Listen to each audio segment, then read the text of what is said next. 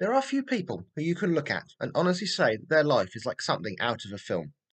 But our subject today truly seems to fit this category. In fact, part of his life was dramatised not so long ago.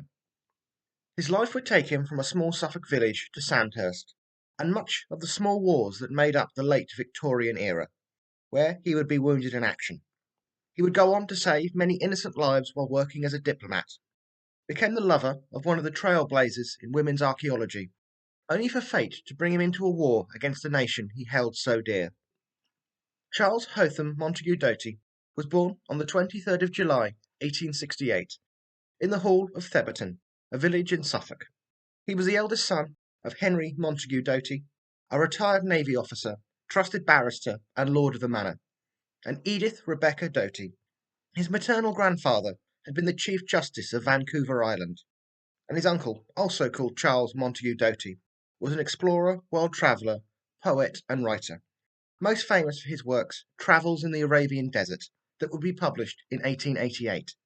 He would also have a younger brother Henry, born 2 years after him, who would go on to have a long career in the Royal Navy, ending his time there as a Rear Admiral, and whose life we will cover on another day. Charles was initially educated in Caldwell School, now known as St Piran's in Maidenhead. He would remain there until 1882, when he moved on to Winchester College in Hampshire, where he became a house prefect.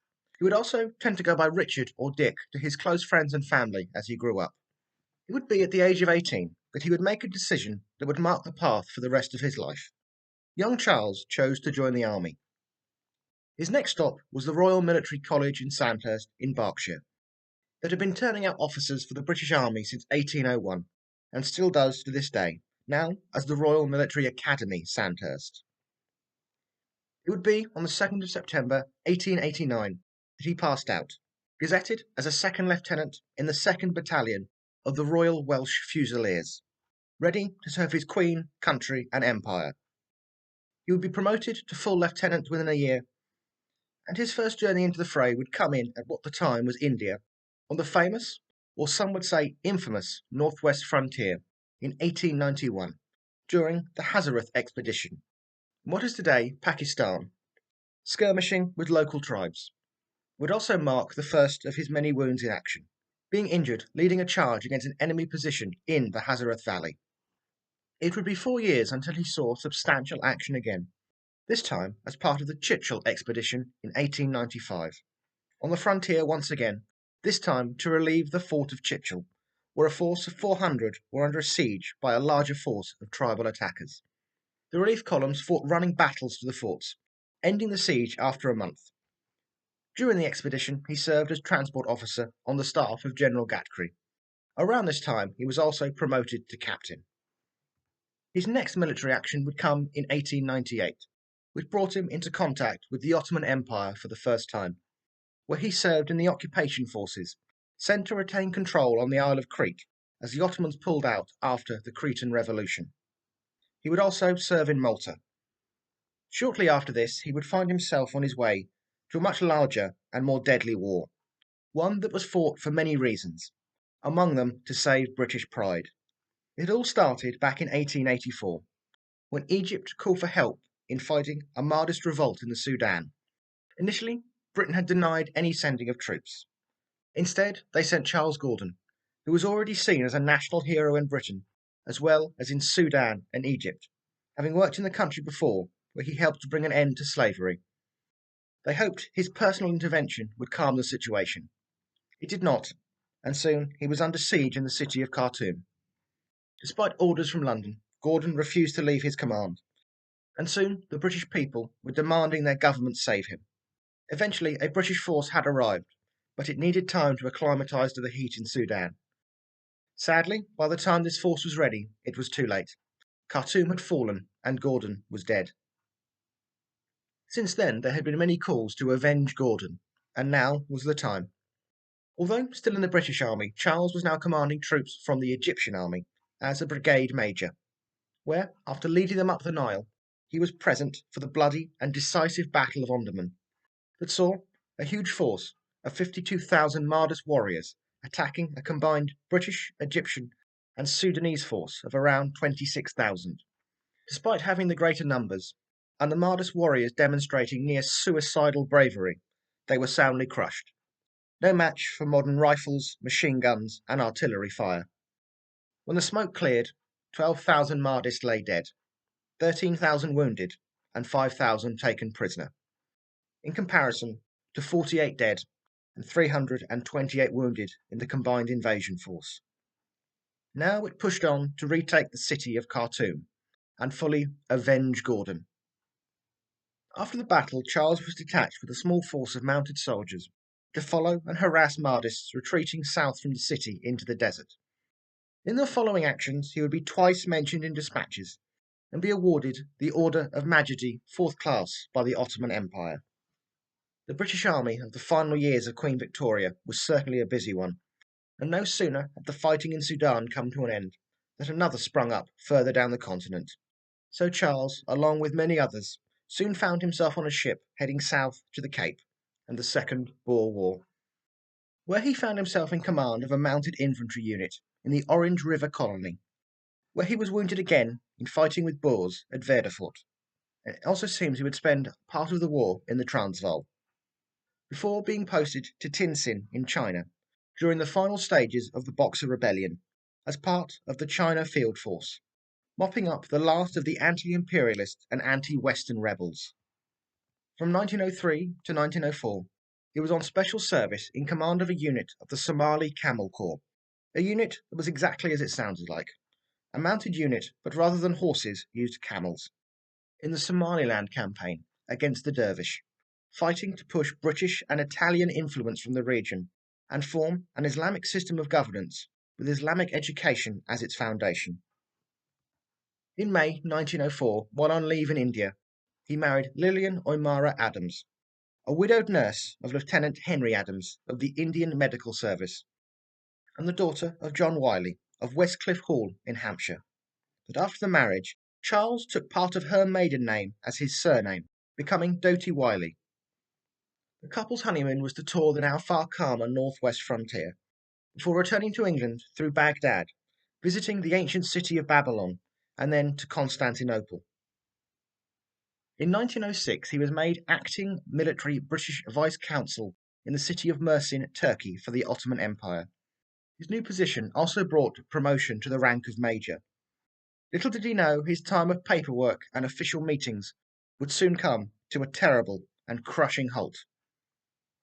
In 1908, the Ottoman Empire was rocked by the Young Turk Rebellion, fighting to have Parliament recalled and make the empire a constitutional one. But as the government crumbled, there was little to retain control. The ethnic tensions that had long bubbled under the surface exploded.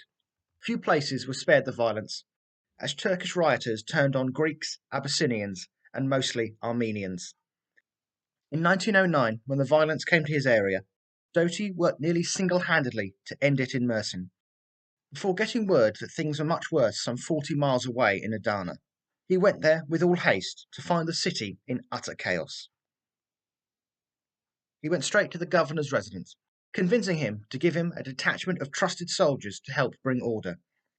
And with this small band, he started to take control back in the city, dispersing crowds, placing guards on threatened homes and locations. He took over a large house, setting it up as a hospital for injured Armenians, that would eventually grow into 3 hospitals, that in time would be overseen by Lillian. Charles disregarded his own safety several times during this action, even being shot in the arm for his troubles. Despite this, he still rode around the city on horseback, trying to bring order. The rioting was finally brought to an end by the arrival of Royal Marines and sailors from HMS Swiftsure, led by Lieutenant Richard Bell Davis. Charles had done his best to restore order and had saved many hundreds of lives, but the final death toll for the massacre in Adana stood at 6,000. When the desolation was over, Charles's work did not stop. He organised relief for 20,000 who had been left destitute, even taking hundreds of refugees into his own home. Charles was honoured in the Birthday Honours List of 1909 for trying to prevent the killings and for the many lives he had saved, with the Most Distinguished Order of St. Michael and St. George, the CMG. He also became widely known as the heroic vice-consul. It was also around this time he met Gertrude Bell, the writer, traveller, political officer, administrator, and archaeologist, who had rose to fame mapping the Middle East, and in the following years would play a large role in the fate of that region. While she was working in Turkey on a dig, the pair became friends that would soon blossom into more. He would remain in Turkey until 1909, when he was appointed as British Consul General in Addis Ababa, the capital of Abyssinia, today Ethiopia, where he remained until 1912, when after obtaining a long period of leave, he returned to Turkey, who were now embroiled in the costly and disastrous wars in the Balkans. He was appointed as Director-in-Chief of a Red Cross hospital working in the capital Constantinople, today Istanbul, treating wounded Ottoman soldiers. He was soon joined by Lillian in this venture, as Superintendent of Nursing Staff, and they would run the hospital until 1913. And for this he would once again be awarded the Order of Mejidi, this time second class, in recognition for valuable services rendered by him while in charge of the British Red Cross hospitals in Turkey. It also gained him a lasting admiration from the people of Turkey. While on holiday in England, he met Gertrude again, first time in London before going to visit her home in Yorkshire. And from this point on, the pair wrote love letters to each other frequently, with Gertrude almost always calling him my dearest of dears in all of her letters. Although the pair were widely regarded to be lovers, it should be mentioned that their relationship was never consummated, and Charles did remain faithful in this way to his wife. Although their marriage was an increasingly unhappy one, certainly not helped with his constant writing to Gertrude. But in many ways he was stuck, especially with at least on one occasion Lillian threatening suicide if he left her. This did not stop him, though, from writing to his lover, and it did seem that he did truly love Gertrude more and more as time went on, and wasn't looking for a simple fling with her. It would be around this time he would also be awarded the Order of Bath, for his time as President of the International Commission appointed to draw up the boundaries of southern Albania. But the winds of change are soon to blow, and blow hard they certainly did. The following year brought the start of a war like none had ever known. The Ottomans tried to remain neutral, but pulled between the Central Powers and the Entente Powers for several months, until one by one they declared war on the Ottomans. Charles was stuck between a rock and a hard place. He had come to love Turkey and its people, but he had to stand when his country called. With Turkey's entrance to the war allied with Germany and Austro-Hungary, Charles's career as a diplomat was over. He first made his way to Cairo, and by early 1915 was returning to England. If he'd hoped to be sent to the Western Front, he would be sadly mistaken. His vast knowledge of the Ottoman Empire, especially Turkish, a language he also spoke fluently, was soon seeing him snapped up to serve on the staff of Sir Ian Hamilton, and the planned invasion of Turkey. Charles was ordered to join Sir Hamilton's men, but was given a period of leave beforehand, that he used to return home and visit Gertrude. Upon his return, he took his place in the Mediterranean Expeditionary Force on the 18th of March 1915, and was now given the rank of Lieutenant Colonel and sent out to the Dardanelles. The plan was a fairly simple one. The Royal Navy was to force its way through the narrow straits into the Black Sea, where Constantinople would be invaded. But all of this soon failed, leading to a new idea of landing forces on the Gallipoli Peninsula and fighting their way to Constantinople over ground. The plan had been thought up by Winston Churchill, who at the time was the First Lord of the Admiralty. Charles sailed with the rest of Hamilton's command until the 21st of April, when along with Lieutenant Colonel Wordy Lancey Williams, they split from the rest, taking their places on board the SS River Clyde, a converted collier ship made into a kind of Trojan horse. Lillian seems to have understood that going to war was something William had to do, and was more forgiving of him. But Gertrude had absolutely been horrified by the actions, even threatening to kill herself. This threat set heavily on Charles. Clearly it was one he took far more seriously than that of Lillian's from years before, possibly thinking Gertrude was far more likely to go through with it. In what might have been the final letter he sent to her, he pleaded with her. When I asked for this ship, my joy was half strangled by that you said. I can't even name it or talk about it. As we go steaming in under the port guns in our rotten old collier, I shall think of it. Don't do it. Time is nothing. We join up again. But to hurry the pace is unworthy of us all. The landings took place on several locations along the Gallipoli coast, to varying levels of success. But for Charles and the other men on board the Clyde, troops of the 2nd Battalion Hampshire Regiment, 1st Battalion Dublin Fusiliers, and 1st Battalion Royal Munster Fusiliers, in total numbering around 2,000 men, their area was Cape Helles, codenamed V Beach. To say the landing was a disaster would be an understatement. At 6:25 a.m., the Clyde ran aground further out to shore than expected, and despite the heroic actions of the Royal Navy, pulling a bridge made of small boats into position, it would prove the first disaster of a day of disasters. Some men were landed by boats, while others tried to charge along the makeshift bridge, weighed down by 60-pound packs. The Turkish defenders simply picked them off by the dozen. For example, of the first 200 men of the Royal Munsters to go into action, 149 were killed and 30 wounded. The men coming in on the open boats didn't fare any better. Throughout the day, any attempt to break out of the beach only led to many being cut down by rifle and machine gun fire, and it didn't take long for those who were on the beach to be in no position to fight. Rather, they were simply sheltering behind a sandbank, the only thing saving them from the deadly Turkish machine gun fire. And there can be no doubt that many wanted to get to it, if nothing else to avenge their fallen comrades littering the sand. Among them was Corporal William Cosgrove of Cork in Ireland, a pre-war soldier who had served in the Munsters since 1909 and would play a key role in the events the next day. And it wasn't just the regular soldiers who had suffered. Among the dead on V Beach was Brigadier General Henry Napier, who was commander of the whole 88th Brigade. Lieutenant Colonel Herbert Smith, the commanding officer of the 2nd Hampshires, who had taken over from Napier once he was killed, was soon cut down as well, and Lieutenant Colonel R.A. Ruth, the CEO of the 1st Dublin Fusiliers. Night finally fell, and the whole attack had stalled. More troops were able to land under the cover of darkness, this time saved from the Turkish slaughter, as many were forced to pull back to other positions to guard against more successful landings. It was on the morning of the 26th of April 1915, when the two staff officers, Lieutenant Colonel Wordy Lancy Williams and Lieutenant Colonel Doughty-Wylie, assisted by Captain Garth Neville Walford of the Royal Artillery, all of whom had stayed on the Clyde the day before, finally came to the beach.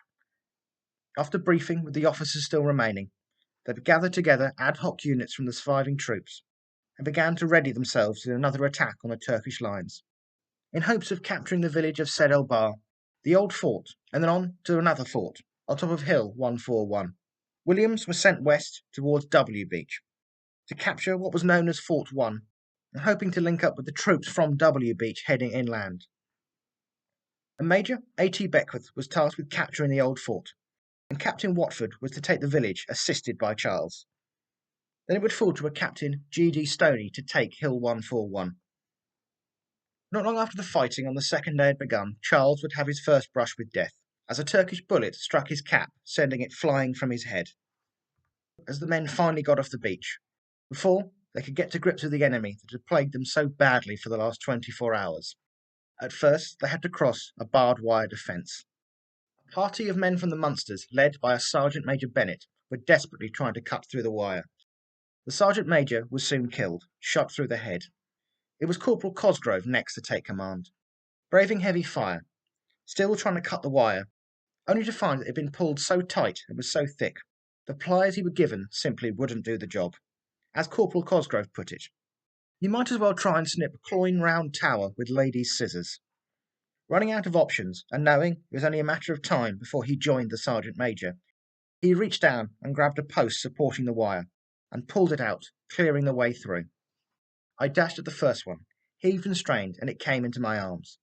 I believe there was wild cheering when they saw what I was at, but I only heard the screech of bullets, and saw the dirt rising all around from where they hit. I could not tell you how many I pulled up. I did my best, and the boys around me were every bit as good as myself. Cosgrove's actions would see him awarded the Victoria Cross, but also earned him a Turkish bullet, a wound he did not notice until clearing a trench some time later. He was evacuated to a hospital in Malta, where he underwent 2 operations to remove bullet and bone fragments from his body, where the bullet had clipped his spine. He would recover and remain in the army until 1934, but sadly died 2 years later due to bone fragments that had been missed during the operations in 1915. Next came the fight for the village and fort. It started around 10 a.m. The village itself was largely in ruins due to the naval gunfire and was captured by midday. But snipers and die-hard troops were determined to defend it until the last, and it soon became bloody house-to-house fighting, in which Captain Walford was killed. Lieutenant Colonel Doughty led the men on. Doughty was of course no stranger to war, but it seemed he could not bring himself to fire on men from a country and people he loved so much. During the attack he never drew his pistol, rather leading the men on with a walking cane. The village and fort cleared, Charles gathered the remaining officers to inform them of his plans.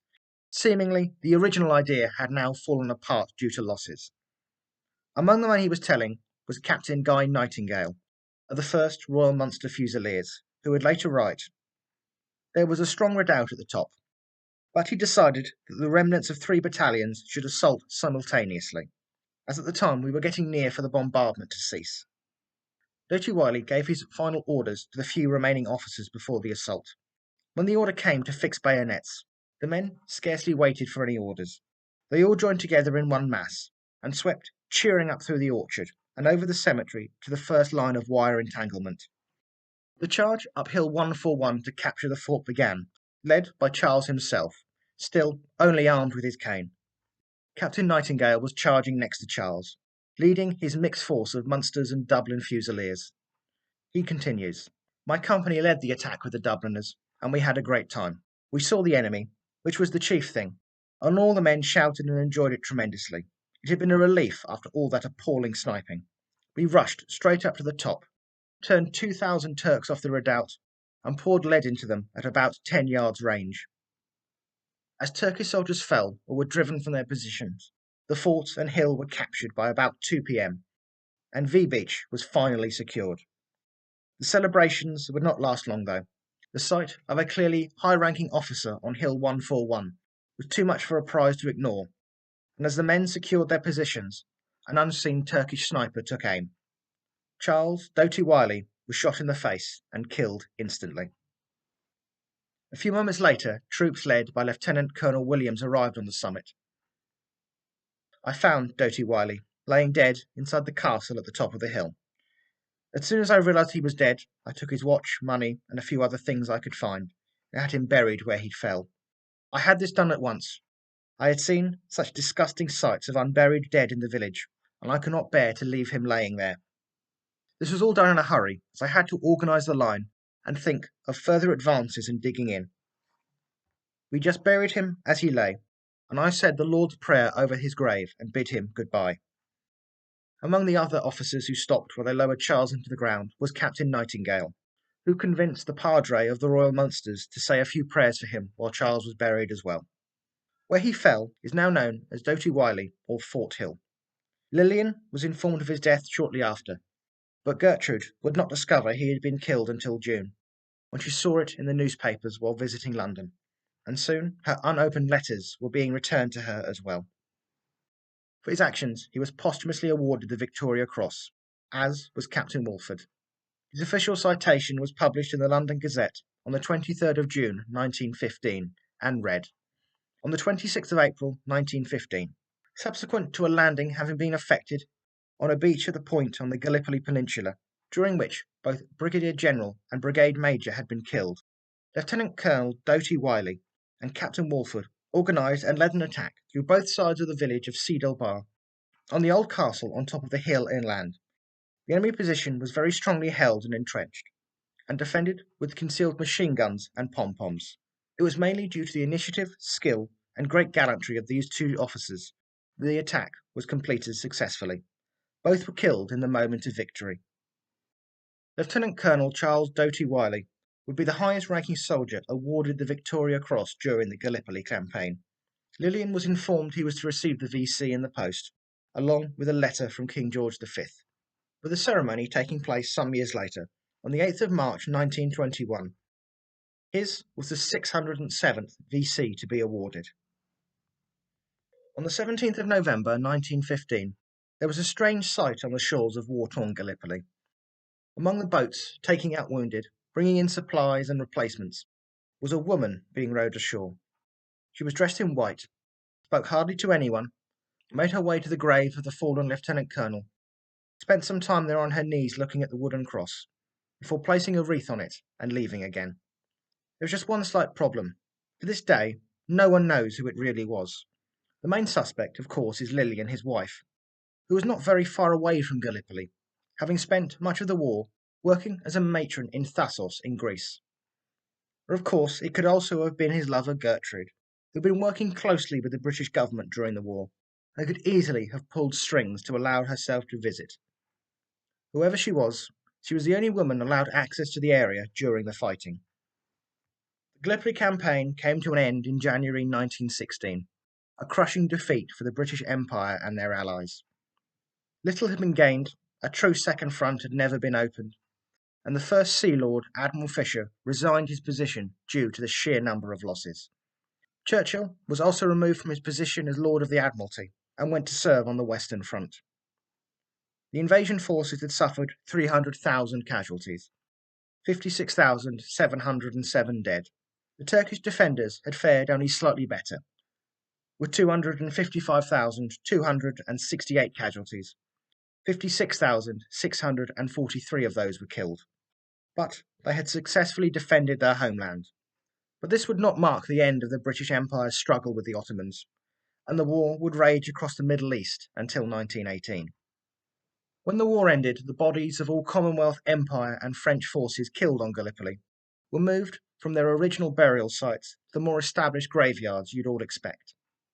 All except Charles, who still lays buried in his original site on top of Hill 141, now a lone lookout to where the SS Clyde came ashore, and so many died for such little gain.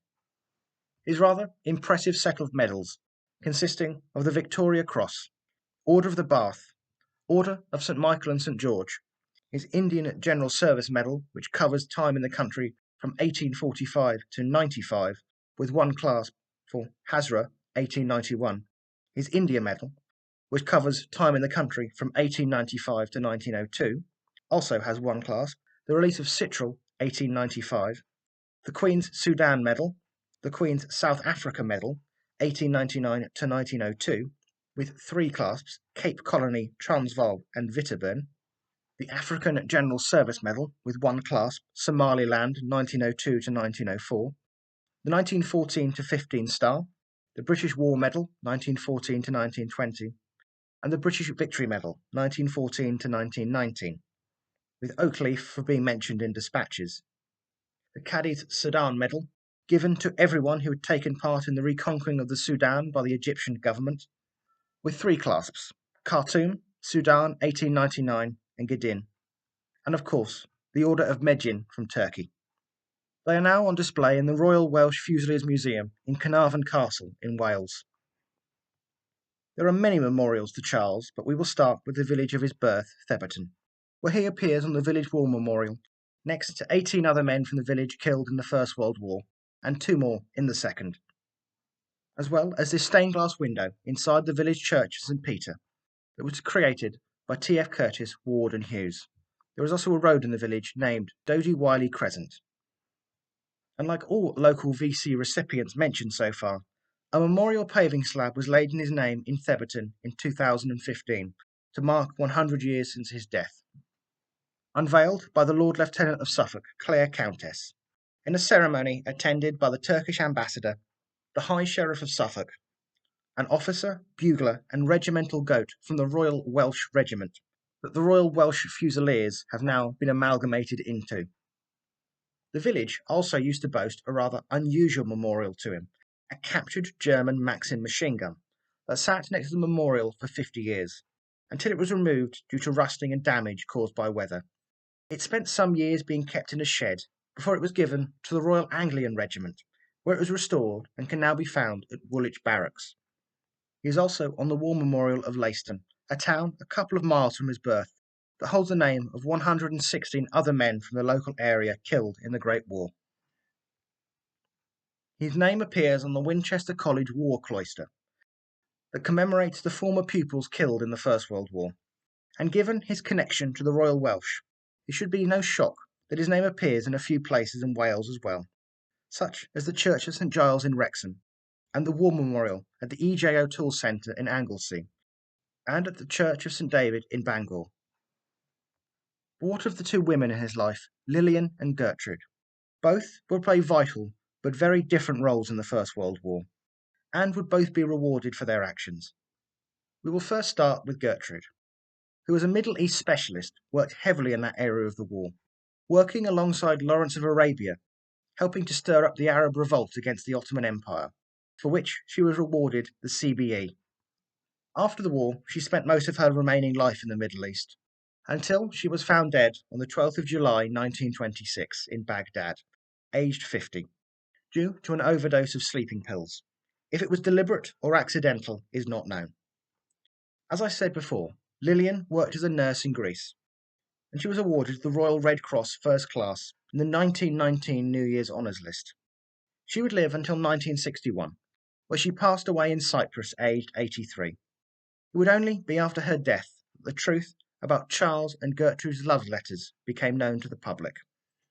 And finally, in 2015, the film Queen of the Desert was released, telling the life of Gertrude Bell. Charles appears in it, of course, played by Damian Lewis of Band of Brothers and Homeland fame. I hope you've enjoyed this presentation. All of the information and pictures used can be found in the description below. Please feel free to like and subscribe if you wish. This was the life and death of Charles Doughty-Wylie, VC, and this was a little bit of history.